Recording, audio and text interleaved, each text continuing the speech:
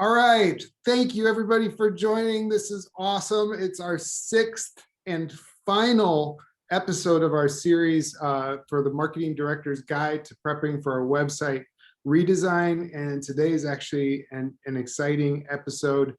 We have our digital marketing specialist, Marla Astrup, here with us. She's going to present on how to use, now that you built that website and it's awesome, how do we use that now as a tool to grow our business? That is the ultimate number one goal for doing this in the first place. And it's our purpose from our organization in helping marketing leaders like you and your marketing teams find ways to leverage their digital presence to increase their digital value. It's awesome. We will take questions along the way. I'm going to be listening on chat. So if you have any questions, just post them there, and then we will bring them to Marla at the end of the presentation. But with that said, I hand it over to Marla. Great. Thanks, Jesse, and thanks to everyone for joining us today. Previously in this webinar series, we talked about the process of going through a successful website redesign. But we don't trust in that if you build it, they will come philosophy. So once you have a new website, that is not an endpoint, but a new beginning. And I'm going to talk to you today about the way we approach new websites and making your website work for your organization. Here's what we'll cover. Number one, website purpose and intent. So going back to the pain points and challenges your website redesign was intended or is intended to address is a good starting point. So whether your goals were to target a new primary audience or increase conversion rates for contact forms, you'll need a plan in place to begin to work on marketing campaigns that utilize your website to get you there. Number two, goals and habits. What KPIs is your team using or planning to use to measure success of your digital marketing? Setting up KPIs related to your goals and developing the right habits to positively impact those measurements are a primary driver for growth. And third, continuous digital growth. When we talk about continuous growth with our clients, we mean forever. Organizations don't stop growing, and neither should your digital value. I'll talk about setting yourself and your marketing efforts up for success in the near and long-term future. So what was the initial purpose and intent of your website redesign? Let's go back to what you intended to solve for. The most common reasons clients engage with us for a website redesign are to achieve brand alignment because of an outdated look and feel, a lack of control over editing and making updates, or it's underachieving, which is to say the website is not performing well. Most clients who come to us seeking out a website redesign mention a lack of brand alignment. Sometimes the brand has reinvented itself, and other times it's just a natural progression of brand identity and the website hasn't been updated or updated enough to reflect it. Whatever it is, it results in not only a mismatch, but visitors aren't getting to see the real brand personality. Once a website is updated to better resonate with an intended audience, it's the perfect time to start driving more traffic and keeping track of metrics to determine what's working and what isn't. An outdated look and feel is another common issue. Sometimes a dated looking website just doesn't connect with today's customers. Target your audience personas or lead visitors to complete the goals you want to achieve. We all know the feeling of landing on a website that looks outdated before you even start to read a word on the page. It doesn't evoke positive feelings about the company or organization. It also doesn't guide users through an intentional user journey that gives them the information we want them to see and ends in the call to action we want them to take. Once a website is redesigned, it's like walking into a really nice store. You want to stay and look around. With all of the updated pages geared towards the right audiences, new marketing campaigns can be launched that are more likely to help you achieve your goals. Lack of control refers to a marketing team having little control over making updates on their own website. So whether you need to go to someone on your IT team for help or reach out to an outside agency to make changes, This hinders what you can do quickly and how you can use your website as a marketing tool. One thing our team focuses on for our clients is an easy CMS for marketing teams to gain back control over website updates. So where a marketing team once may have avoided adding new content to a site on a regular basis, they can now plan and execute a content strategy. An underachieving website, simply put, is one that isn't performing well. This could be by the amount of traffic, conversions such as contact us or submission forms or downloading white papers. Whatever goals the website is expected to accomplish, it's falling short, and a website redesign addresses this. Once you have a website built for lead generation, for instance, driving more traffic there should net additional leads. All roads lead to your website. So social media, email campaigns, organic and paid search. With better landing pages, these channels can now be used for their fullest potential. So once you've gone through a website redesign to address the problems I just mentioned, how do you use these improvements to your advantage? One of the challenges we've seen is marketing teams missing opportunities once their new websites go live. We work with marketing teams to go through this major project of overhauling their website, launch, and then we see them move on to the next project, which takes them away from the next important step of using the website as a central tool for marketing. Why does this happen, and how do marketing teams maintain momentum after a website redesign?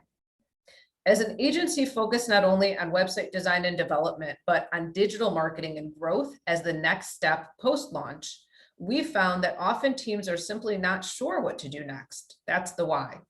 And we've discovered that taking the time to set measurable goals, break down tasks, and put good habits into place is key to successfully utilizing a newly relaunched website. If no one visits or engages with your new website, no matter how good it is, it's a missed opportunity.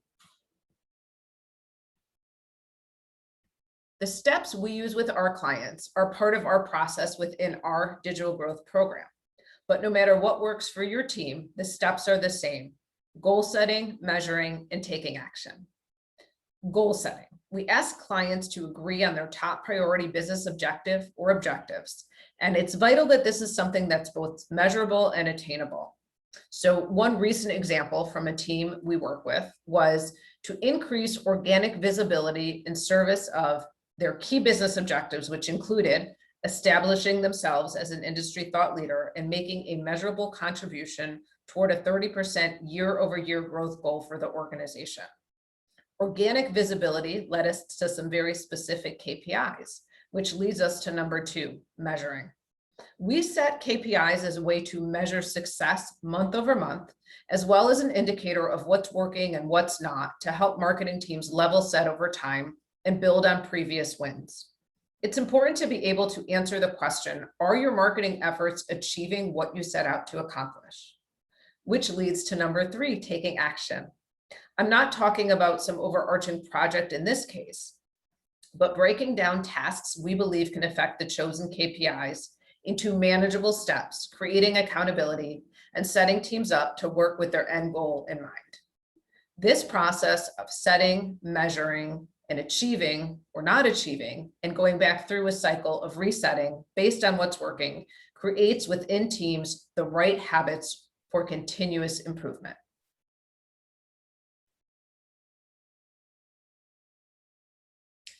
Leaders rally their teams around common goals. This is pretty standard in theory, but setting the right goals, achieving buy-in and excitement, and staying on track can be difficult in practice. Established core business objectives can help marketing teams define and prioritize initiatives. Again, begin with this end in mind. For our marketing team at Solid Digital, our goal is to be the #1 partner to marketing directors. The KPIs we use revolve around content creation and how that helps with website visibility and engagement, such as conversion rates for our target market. The 4 KPIs we track to determine month-over-month digital value are the number of pieces of content created, the number of organic visitors to our website, the average ranking of our top keywords, and the number of goal conversions. In order to measure your own KPIs, you'll need to know where the data you'll be tracking lives and how to access it. There are other decisions as well, such as who's responsible for tracking and reporting, how do you want your reporting to look, what's the most useful data for you and your team, and is there useful information you can share with other members of the organization to demonstrate success. We have a client, for instance, who uses the digital value number created by tracking all of their KPIs as a data point that is shared with her entire executive team. We report on a monthly cadence. When we set out to track and measure goals in terms of a data point representing what we define as digital value, we use a low, which is often just the current number or the minimum acceptable, and we use a target number, the number we'd like to reach. In order to stay focused and continually work towards achieving the desired outcome, we set up what we call action items. On a high level, these are tasks that are broken down into steps assigned to specific team members during specific months that are related to one or more of the KPIs, and thus roll up into the higher goal or objective. An example of an action item for one of our clients came from the larger idea of creating and implementing a series of blogs and videos showcasing some of the company's products. The idea was to drive traffic using keywords around the products and engage visitors with new content, and of course, test what would work. Action items were broken down into things like first devising a plan. How many items would be chosen for the series? How long should the videos and the blogs be? Who would do the writing, the video producing, the editing? Then there was a task around the first blog and video, and so on. The other reason to go through this process of setting and sticking with goals and KPIs, measuring and tracking and completing actions that map back to the goals is to create habits. Research shows that it takes 66 days, just over 2 months, to develop a new habit. I don't have to tell you that the first month you start a newsletter from scratch is the most time-consuming, full of decisions. But consider the third month. By this time, there's a template for what type of content goes where, a set list of recipients, and you're well on your way to having send newsletter be a simple action item that gets done each month like clockwork. Likewise, for setting up a new Google Ads campaign for one product or service that can be adjusted and reused for another and another. Same with webinars. Once you get to the 6th one, you kind of get the hang of it. Continuous growth, as I've been referring to it, is the idea of growing and changing with your brand, audience, and even your industry or what's going on in the world at large. It is not redoing a website again, but updating its design or adding new content and thus making the best use of it as a marketing tool that grows and becomes more valuable with your campaigns and marketing efforts that are run and centered around it. For us at Solid Digital, this is done through the program I mentioned earlier called Digital Growth. And we use tactics like quarterly brainstorms, monthly meetings, keeping marketing teams accountable to goals, KPIs, and other action items.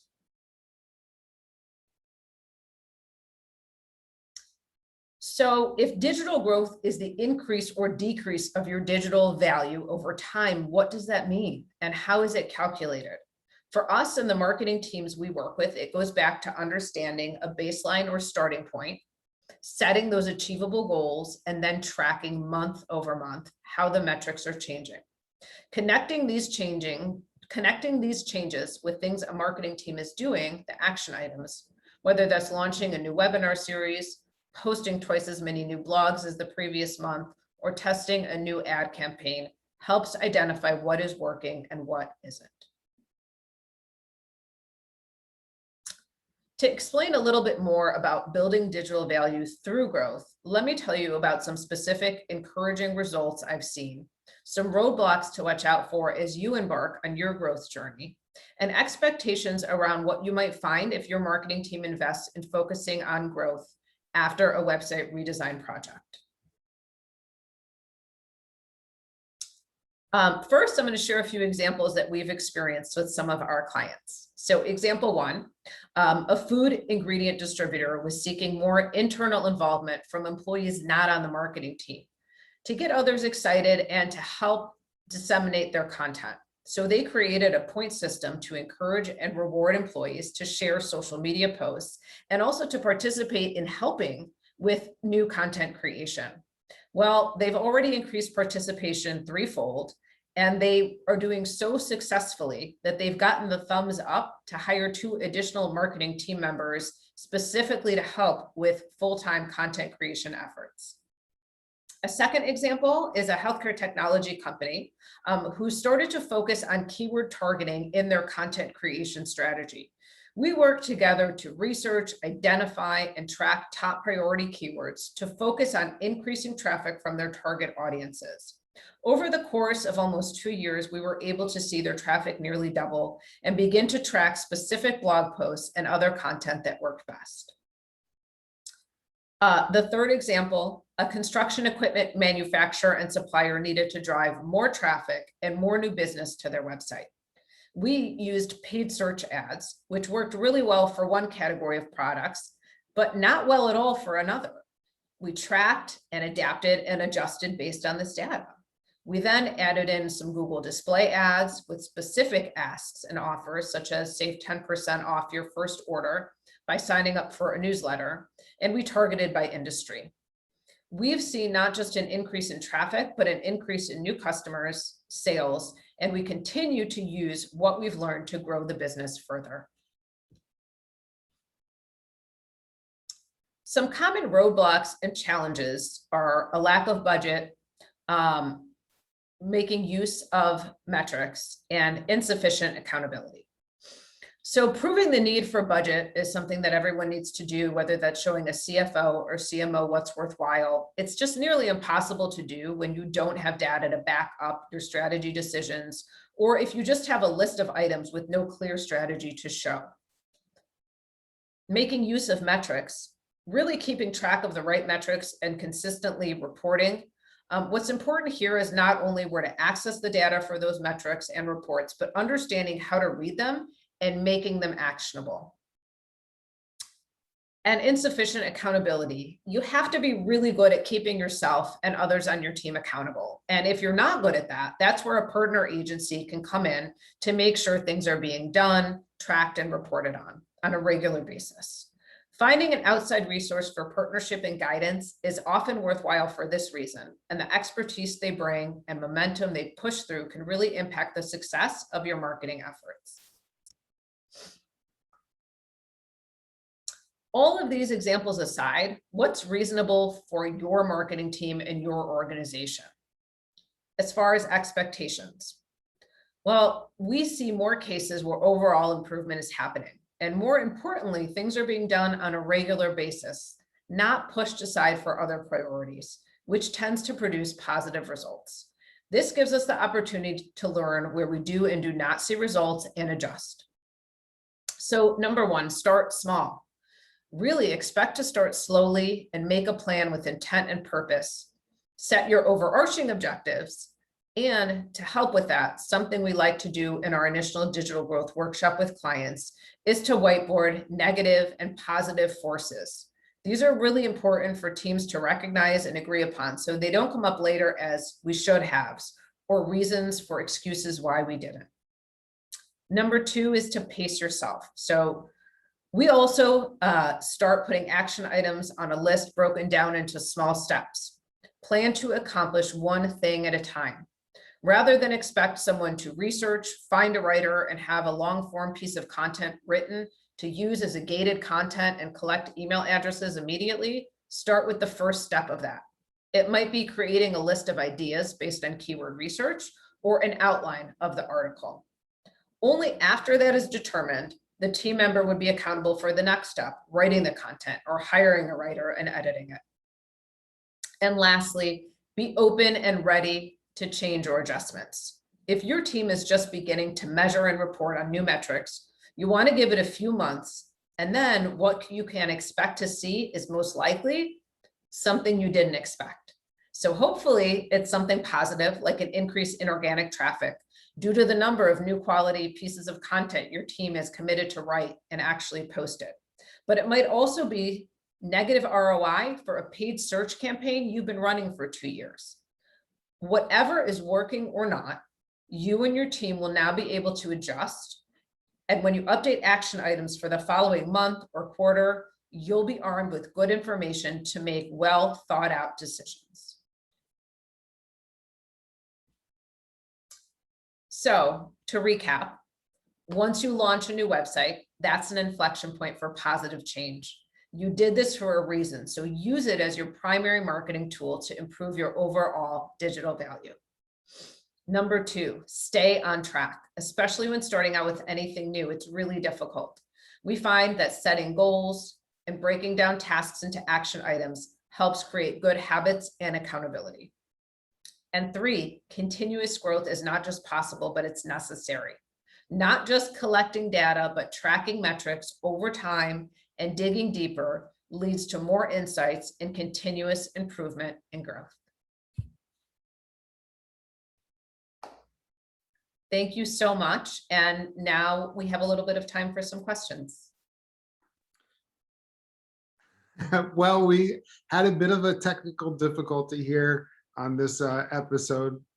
Of course, it's our last one. I think some people didn't get the actual detail information. I'm logging into the Zoom. So this will be our recorded final webinar, and hopefully, you know, those of you who signed up are able to come back to our site and have seen this now and got all the amazing information that Marla shared with you and us. It was awesome.